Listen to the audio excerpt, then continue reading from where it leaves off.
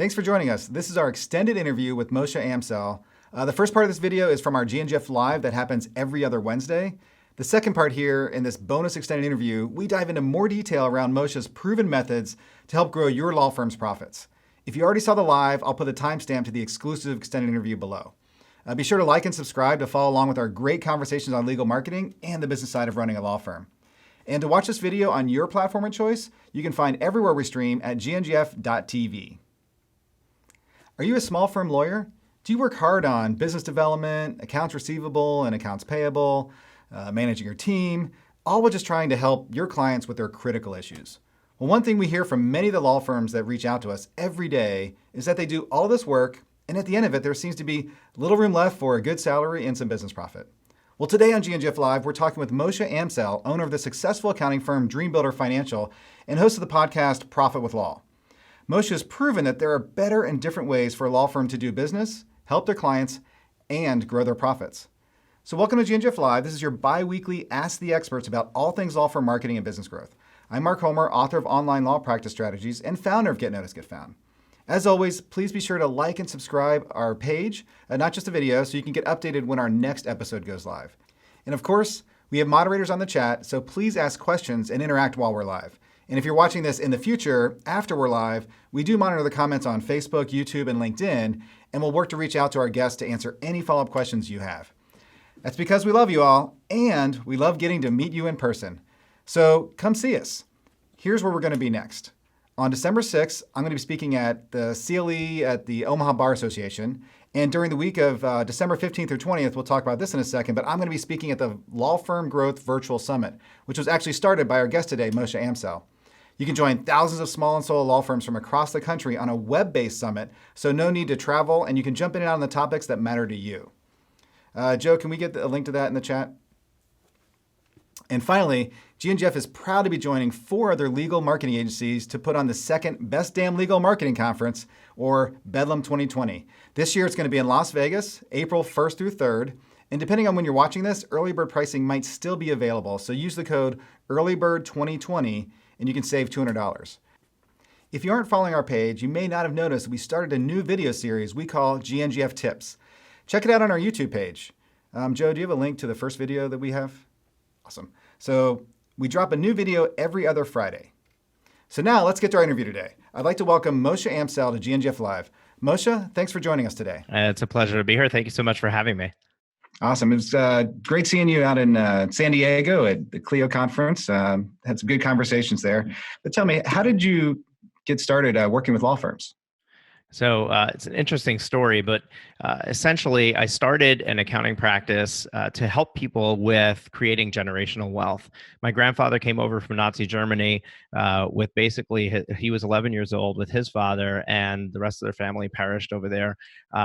And they started a business, and through that business created some wealth, which impacted myself and my children. Because he gave us money for a down payment for a house, helped with private school tuition, and he did that. It's a large family, 30 plus grandchildren and well over 100 great grandchildren, and that Wow. Everybody experienced the same distribution that I did, and being the recipient of that, I said, you know what, I really want to help people with doing exactly that. So I set out with a mission to empower all people with wealth creation so that this and future generations can lead a better life. And I'm at the beginning of my journey where I'm helping people with growing their business, which is the ultimate cash producer, or at least it's supposed to be. And then eventually my brand will grow into helping people take that cash and then produce repeatable and growing wealth so that they can have the impact they want on the world. Now, how I ended up helping law firms is simply just the way that my practice took hold.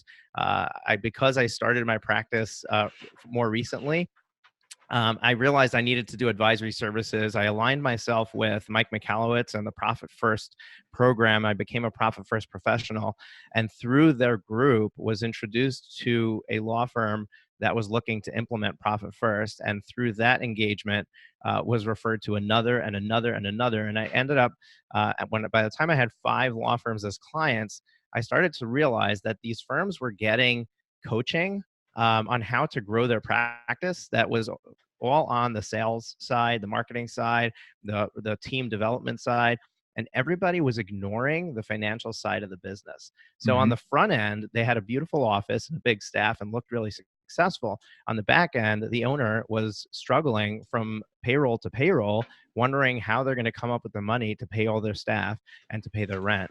And that really was an eye opener to me that there's a opportunity here to educate the market and help law firm owners with this journey Mm-hmm. and stop ignoring the most important part of the business, the financial side. So I'm not an attorney, but I bring a different perspective to running a law firm, looking at it as a business endeavor and not as a practice. And that's how I got involved, and that's what I bring to the table. It's interesting. I think we talked about this a little bit before, but it's very similar. Like we had a couple lawyer clients earlier on, like 10 plus years ago. So there were a couple of law firms, and things went well, and they referred us to others and others. And within about a year or so, we realized like this is a group that we can really help and impact. And I tell you, like we've been loving working within the legal industry and being involved in a lot of the changes over the last 10 years, being on the sidelines for some of that as a non-lawyer as well. So one of the conversations we had in San Diego that I really liked, because it's something that I talk about all the time. So the term that you used for what is marketer math is the question I ultimately want to ask here, but like you use the term marketer math, and we went on about that for like 20, 30 minutes about how it drives us crazy. But so I'll let you kind of take it away, because you did a good job kind of like wrapping it up there. What is marketer math, and why should firms really be worried about this? Yeah. So we're not going to, first of all, we're not going to talk to you for 20 or 30 minutes about marketer math. So don't shut this off, right? We're going to do this real quick. Marketer math is when a marketer tells you, hey, if you put $1 in and can take $2 out, let's do that all day long. And essentially, what marketers completely ignore is the rest of the cost of running a business and the cost of growing with the growth that your marketing is producing. If you put $1 in and take $2 out, you have a broken business model, because 50% markup is not going to cover all the costs required to continue to grow with those new clients that you're bringing on. Now, if you already have the capacity to handle those clients, yeah, the math works. But the second you have to expand your office or hire another staff member, the math doesn't work anymore. And what I like to do is to highlight that, because when you're approaching the marketing discussion, you need to have a much better handle on your entire financial picture so that you can understand, first of all, what can you spend on marketing? And second of all, what kind of return do you need to produce from that marketing in order to stay in business? So we don't want to just spend money on marketing for the sake of spending money on marketing, but we want to actually have a defined result that we're trying to achieve and make sure we're hitting that metric. And if we're not, there's a problem. Now, obviously, it takes time sometimes, so you have to identify what that length of Mm-hmm. time is, but you need to know that math up front, so that if you're not hitting those numbers, you know that there's an issue and you need to perhaps tweak, change, or find a new method. Yeah, and we talked about this a little bit too. Like it's the put $1 in, get $2 out, or ROI calculations that only look at revenue, right? Like everybody has these ROI calculators. It's like, well, you pay this much money, and the case is worth this much. Look, that's 400% ROI on this lead funnel or whatever. And it drives me crazy, because there's staff, there's rent, there's all these things that cost money that go out the door that nobody considers in these ROI calculators. So we actually have initial consultations and with law firms, and we ask questions like, what's your capacity? Because you mentioned the capacity issue, right? Absolutely. So what's your capacity? What are your margins right now? What are your margin goals? Like how much is your average cases, right? So we get all this stuff so we can figure out like kind of what ROI they need. And sometimes we have to say, hey, you're going to have a gap here for a while, because that doesn't happen overnight, right? And like Exactly. These are the conversations I think most people just come up with an ROI calculator, wave some magic wands of their marketer math, and and that's where people I think get burned. So I'm glad to hear somebody on the financial side is saying something similar that we're saying on the marketing side. So Yeah, But you mentioned, good. and that's the crux of profit first, which we can talk about if you'd like. But the idea is that we as a economical community, we identify by that top line revenue number. We talk about the market cap of companies. We talk about Mm-hmm. I'm doing a law firm growth summit, so I had to tell sponsors who my target audience is. I didn't tell them firms that are producing $1 million in profitability. I told them firms that are 10 million in Revenue, revenue, yeah. up to firms that are 10 million in revenue, right? That's what people understand, and that's why there's this huge discrepancy in what you should do in practice versus what we're used to using in the descriptive form. Got it. And I'll be honest, I'm a little insider baseball here because I have my copy of Profit First here, which Moshe was talking about, and great book, Michael Michalowicz. But you mentioned this, like business owners think about the top line. And I'm in a group called Entrepreneur Organization, which is to get in, you have to have like $1 million in revenue minimum, right? But you could have somebody in there that's 50% margin and somebody that's 2% margin, and they're considered the same business, right? And Yep. that's where people get into these confusions. But we just had Michael Michalowicz in actually for to talk about his Profit First. So why don't you take a little bit for our audience and talk about Profit First, because you are much more of an expert than I am. Thank you. Yeah, and I understand from our conversation that you've implemented Profit First in your business Yes. as well. So you're also an expert. You just don't have a certification, but you're just as much of an expert as I am. Um, Profit First, the idea is that it's built on human behavior, and human psychology is driven primarily by something called Parkinson's law, and that's not the disease. And Parkinson's law dictates that given a finite resource, our consumption of that resource is going to expand to use the entire resource. It's used a lot in time management, but a perfect example of Parkinson's law is brushing your teeth. When you go to brush your teeth, you take a tube of toothpaste and you lather on a nice big piece of toothpaste onto the toothbrush, right? And you keep doing that throughout the entire tube until you get to the end. And when you get to the end, you're eking out the last bit of toothpaste. Somehow you manage to get away with half a brush, quarter of a brush, but you're brushing your teeth with the same effect that you had with the full lather of toothpaste. That is Parkinson's law in practice. And Mm-hmm. what happens is that we really could make do with a lot less than we are making do because we have the resource available. So our tendency is to spend it. That happens with the cash in our bank account as well. And if you run your firm with all of your cash in one place, then and you do what we call check balance accounting or bank balance accounting, where you log into your bank account in the morning, you look at the balance, and that's how you drive for throughout the Your day business with your decisions, business right? decisions, right? So I log in the morning. Whoa, wow, we got paid this morning. I got $40,000 in the bank. What are we going to do? Let's buy some new computers. Let's think about hiring a staff member. Needless to say, you have $20,000 of checks you wrote that are going to clear your account. You have payroll coming up.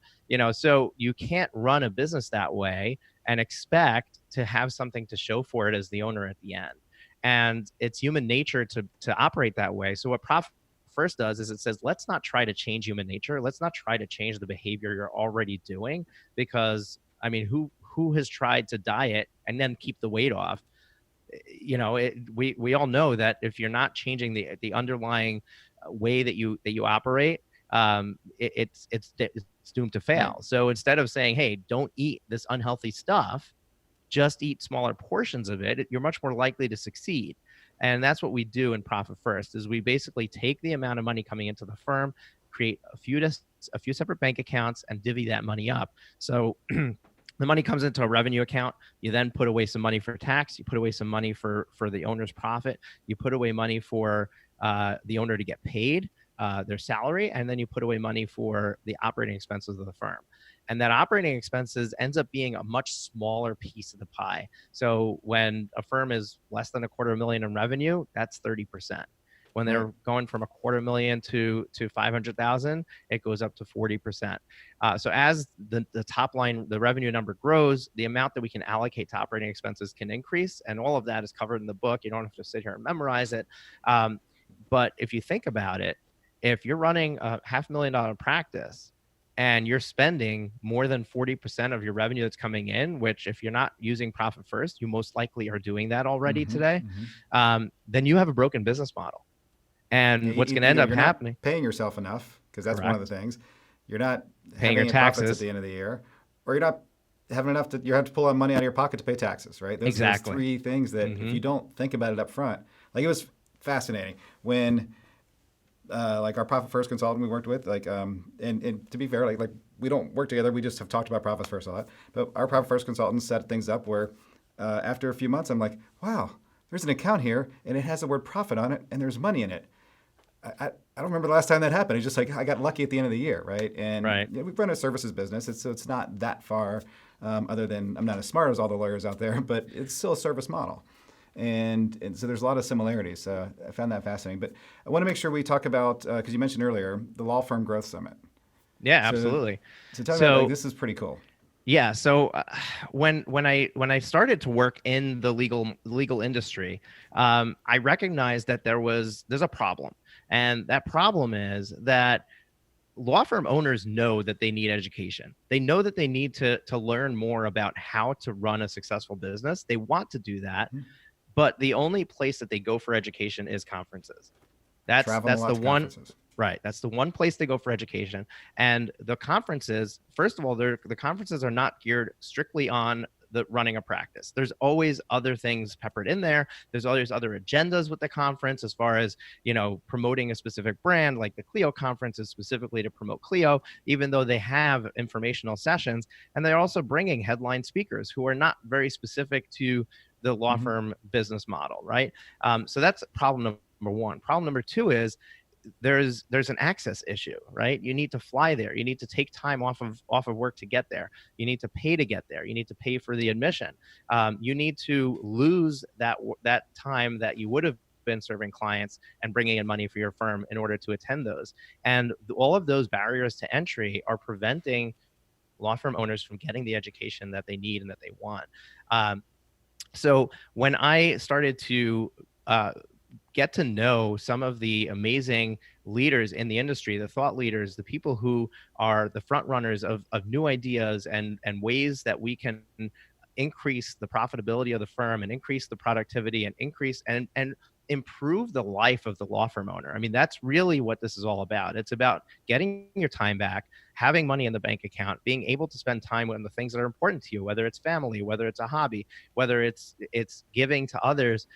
There's a lot of things that people want to do other than running a law practice. Law practice is a means to an end. It's not the end, right? So I wanted to Mm-hmm. create a facility to be able to do that. So what we did was we decided to create a virtual conference. The conference is completely online.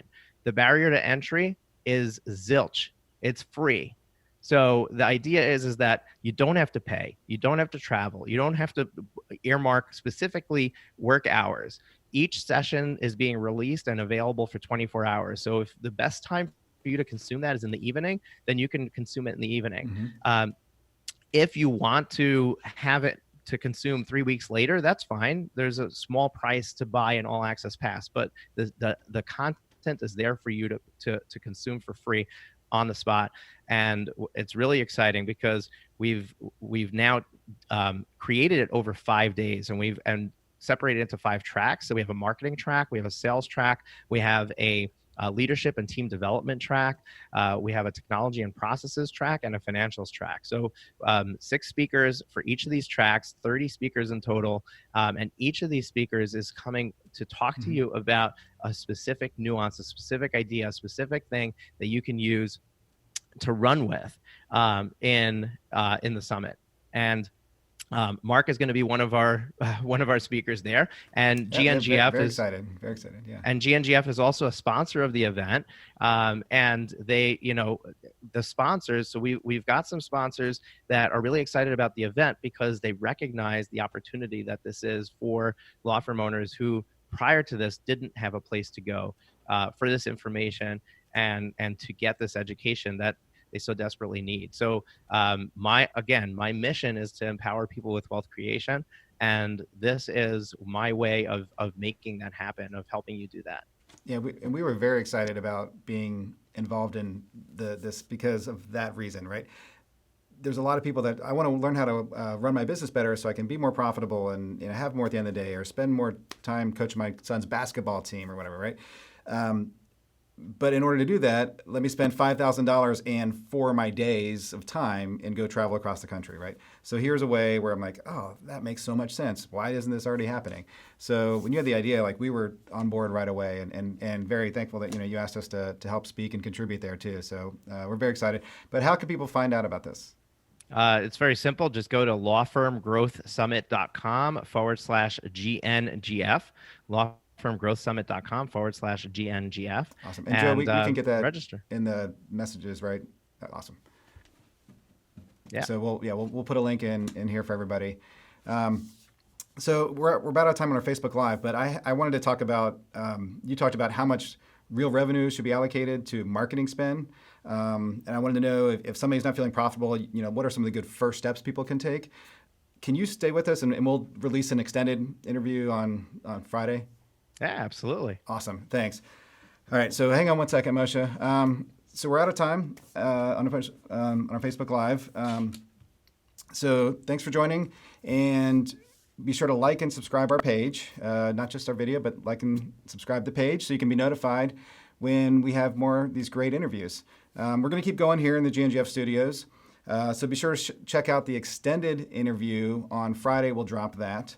And where Moshe's going to dive into some of these more specifics of, like how much percentage should you be spending on things like marketing, and if you are kind of struggling with some of the profit issues, what are some of the first steps you should be taking? So check that out on Friday. Thanks for sticking with us, Moshe. And we'll catch everybody later. Okay, thanks, Moshe. So I did want to dive into this process a little bit. So Sure. tell me, we talked about this before, and I had this question from our conversation in San Diego. You talked about, first of all, there's concept of real revenue, Right. and how much of that should be allocated to marketing. So real revenue is a terminology that's introduced in the book Profit First, and it essentially is to eliminate revenue that is simply reselling somebody else's services. Most law firms don't have to worry about the difference between revenue and real revenue. The difference is if you are simply reselling the time of another attorney.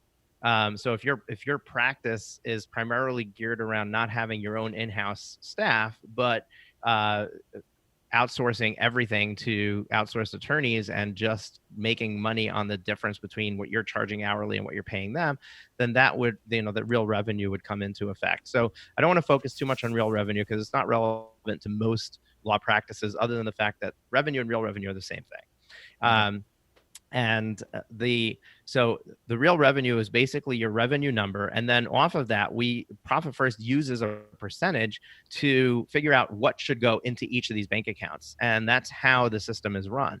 So, for example, tax is 15% of revenue at every point in the business. Now, depending on where you are geographically, that might change.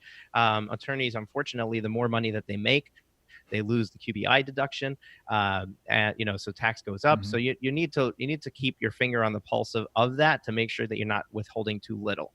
The biggest places where you might go wrong is New York City, because there's a city tax on top of the state tax on top of this federal tax, and when at the end of the day it ends up being greater than 15% of real revenue when you're really making money. So that would be something that you worry about, but the idea here is that we use these target allocation percentages to figure out where that money should be going. And I alluded to this percentage in the operating expenses account with different levels. So there's a matrix in the book where it says, if you're from 0 to 250K, your OPEX should be 30%. From 250 to 500 should be 40%. 500 to $1 million should be 50%. And it gives those numbers. The question is, how much of that operating expenses should be going to marketing specifically, or how much of the total revenue should be going to marketing specifically? And the answer that I'm going to give you might surprise you, and might surprise the people who are tuning into this. And that is that the target you're going to be aiming for is 10% of real revenue. 10, So I know 10% that, of revenue yeah, 10% of for revenue marketing. for marketing. Yeah, that's a Yeah. much higher number than I think a lot of people think. Right. And actually the operating expense is a much lower number than a lot of people think. So there's a lot of disparity here, right? So where is your money going right now rather than marketing, and where and more than it's supposed to be, right? Uh, Generally firm owners are overspending on their rent, and they're overspending on their payroll. Those are the two big ones, and then there's also a ton of little things, and there's those little bee stings that they're spending here, spend there, and Subscription for those this, things. subscription for that, subscription for that. Exactly. We're in a subscription age. I mean, just as we're recording this, Disney Plus just came out, and HBO Max is coming out next year, and Netflix, and before you turn around, you've replaced your cable with just an internet connection, but now you're paying for 5 different streaming services. So in the business, it's the same way. You've got your practice management software, you've got your faxing and digital signature, and and before you turn around, there's all these things. Some of them are necessary, and you're going to have them, but a lot of times we sign up for something and then we forget to cancel it, and it just sits there.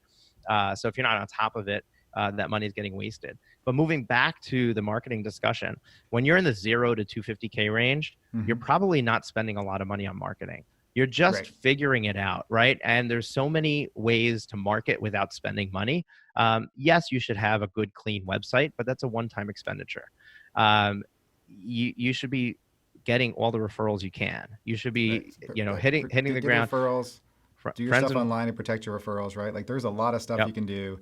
I mean, get our book. The first third of the book is that stuff, right? It's like, hey, you can do this on your own. Exactly. Totally right. And there's a lot you can learn that way. Yeah.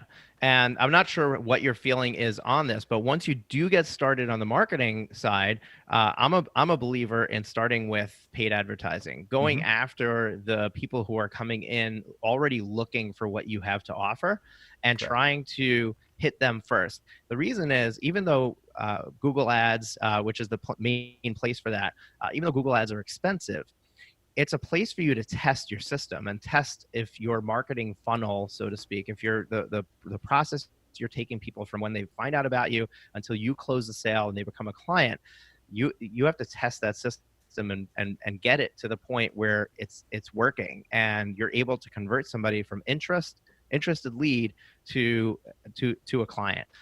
So when you go into that realm, still your spending is pretty low because you're ramping up your spending as you're seeing results. You're not going to spend $1,000 a month on day one. You can test the same funnel by spending $300 a month. And then you can increase that once you start to see things are expanding. So that percentage of marketing expense is gonna grow with you as you grow through those first stages. But once you start to become a mature firm, you've proven your marketing funnel works. You've proven that you've already used up all of your free resources. You have systems in place to continue the referral process going. Now you're looking for additional leads beyond that, and now you need to start educating the market on the need for your services. You need to start fishing in a barrel of people who don't even know they have a problem to identify the problem to them. That's where the expensive marketing starts to happen. And at that point, but it's a difference maker for a lot of people. Like it's the absolutely. difference of getting by and actually growing. Correct, because the first part, as much as firm owners will argue that it wasn't easy, the first part's the easy part. You've gone through all the easy steps, and now it's time to put your big boy pants, big girl pants on, and rise to the occasion to figure out how to get people who don't even know that they need you to need you. And that's where it costs money. But at this point, you've already got the business humming. You've already got the staff in place, the processes in place, so there's a lot of growing that happened in this process where now you're able to allocate more of that money to marketing. And now the marketing math is making sense, because your 10% that you're spending on that marketing should be bringing in significantly more leads than it would have been bringing in if you had started with 10% on day one. So 10% is the target number, and it's not foolproof. It's not perfect. Every firm is different. Every market's different. It's just a barometer to say, okay, if you're spending 2% on marketing, you should be able to allocate more budget to it.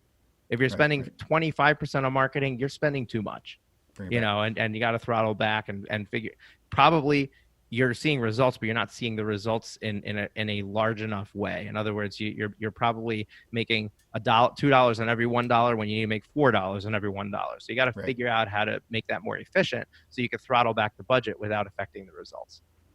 right, right. Yeah, I think you mentioned something in there that I'm just going to mention for a second so people can hear what you said. So the funnel is not just the inbound marketing stuff that ends in a funnel doesn't end in a lead. A funnel ends in a case signed up or a new client or Correct. new matter. The you talk about testing that piece. That's an area that like we're continually talked about with. I think we have an interview coming up with some Matt Spiegel from Lawmatics, who you've met, I think, as well. Right?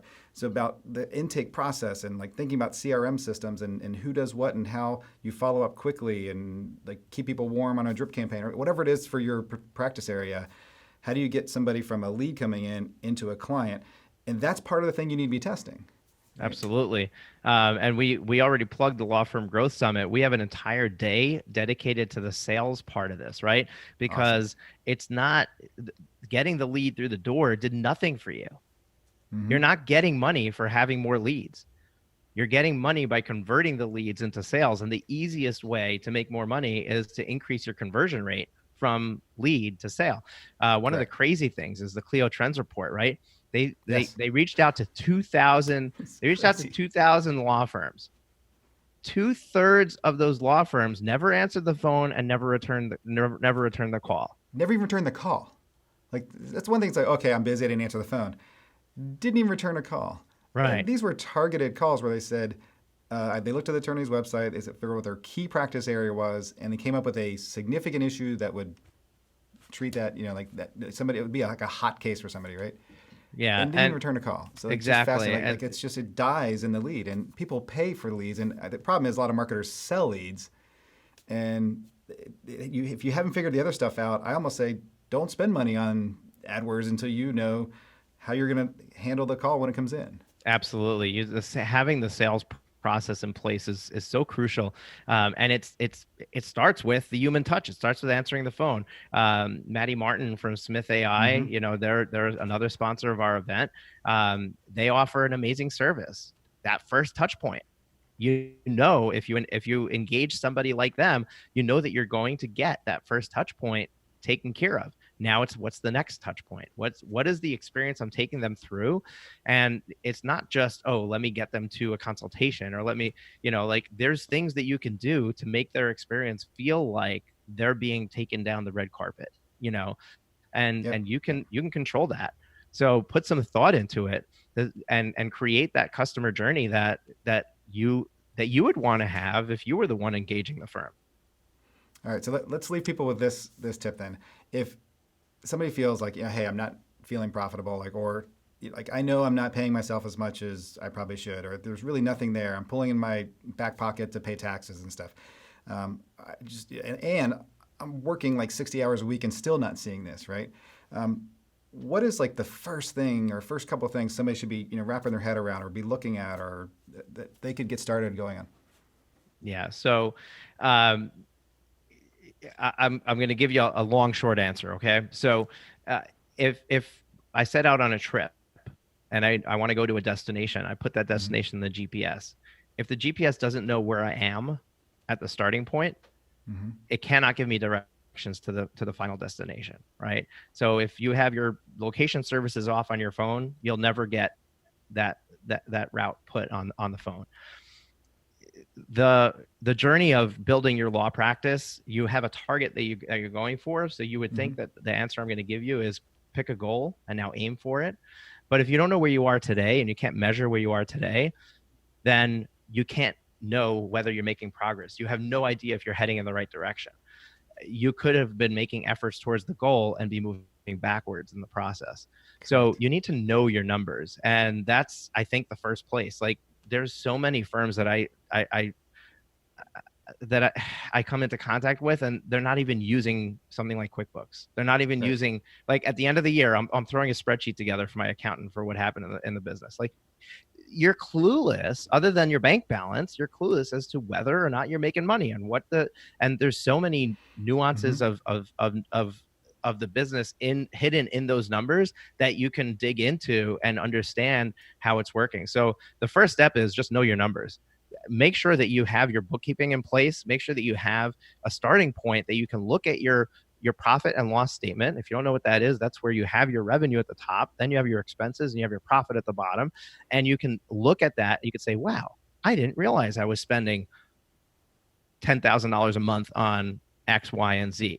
Now I see what kind of a big piece of my expenses it is. Let's see if we can cut that out. So knowing your numbers is the first step. So the first piece, the first homework is if you're doing your bookkeeping yourself, find yourself a bookkeeper. That's not the job for a law firm owner. Correct. If you're not doing it at all, find yourself a bookkeeper. That's not the job of a law firm owner. I'm not here to sell bookkeeping services. I think it's almost criminal that we call ourselves firm owners and we don't treat it like a business. If you were a true business owner, that's the first thing is you would have a handle on your numbers. So that would be my first step. Yeah, I thought it was fascinating when we worked with our profit first consultant. That's one of the things they started with, right? Is like, where's your numbers? But then they put it into like percentages of the categories. And then it was a big ahas. It's like, oh, that seems odd. Like we shouldn't be spending that much on technology and less on marketing, right? You start looking at kind of where things fall out, as you were mentioning, like, oh, we had like 18 subscriptions with different news sites or things like that we did not need them all. So it's just some easy wins when you just put them into categories and look at the metrics. When we work with a law firm, from a marketing standpoint, we have something called the GNGF way that I think the fourth step, but before we get to where you're going is know your metrics, right? So we want to know who you are as a firm, right? And then kind of figure out like how you're going to communicate that. But then you got to know your metrics before you figure out where you want to go. So like you were saying, like you can't get somewhere in a GPS if you don't know where you're starting. And I totally agree. That's awesome advice. Yeah. So, and if you want to know the step after that, pick the target. Yeah, exactly. Exactly. So know where you're coming from, and then know where you're going, and the rest will fill itself in. Like it. Because if you don't know where you're going, you'll definitely get there. Yeah, exactly. Very, very slowly. Awesome. Well, thanks for connecting with us today, and like again, Law Firm Growth Summit. We'll make sure people get the link to that. This information, this profit first stuff. I mean, I'm a big fan, being somebody that works with a profit first consultant. But man, that like having worked with tons of law firms now, from whether it's consultation calls, speaking at CLEs, or actually having them as clients, the amount of people that to get basic information out about what's the average case value per practice area. It's like, I'm not sure how much I made on all my cases, let alone the average case, right? So just getting stuff out of QuickBooks, which seems like it should be simple. I totally agree. Like you probably shouldn't be answering your own phones, like you mentioned, like a Smith AI or something like that. You shouldn't be doing your own bookkeeping. There's probably a whole bunch of things a solo to small firm law firm owner should be not thinking about and letting somebody else handle. So totally agree. So thanks again, and we will wrap it up here. And make sure we'll get all the links out to everybody. But I look forward to seeing you again at the Law Firm Growth Summit in a few weeks. Yes, I'm absolutely looking forward to seeing everybody who is tuning into this at the Law Firm Growth Summit, lawfirmgrowthsummit.com/GNGF. And you can also check out my podcast, Profit with Law. Yeah, we didn't talk about that, but I mentioned in the introduction earlier, the Profit with Law podcast, and we'll make sure there's a link to that. Another great podcast. I saw you had Maddie on there recently as well. You guys were talking about a lot of that sales side of things. So I really liked that. Did. That was a great episode. Thank you. Appreciate that. All right, everybody. Well, thanks for joining us. Remember to like or subscribe to our page and make sure you get updated on when we're going to be doing these great interviews later. If you have any questions or concerns, you can communicate in the messages there, and we will track this offline as well, even when we're not live. All right. Have a good day, everybody. Hey, what's up? I'm Josh. Thanks so much for joining us. If you feel like you learned something today, think of how beneficial it would be to chat with myself or another one of our marketing consultants one-on-one. Go ahead and visit our website to schedule your free consultation. It only takes a minute.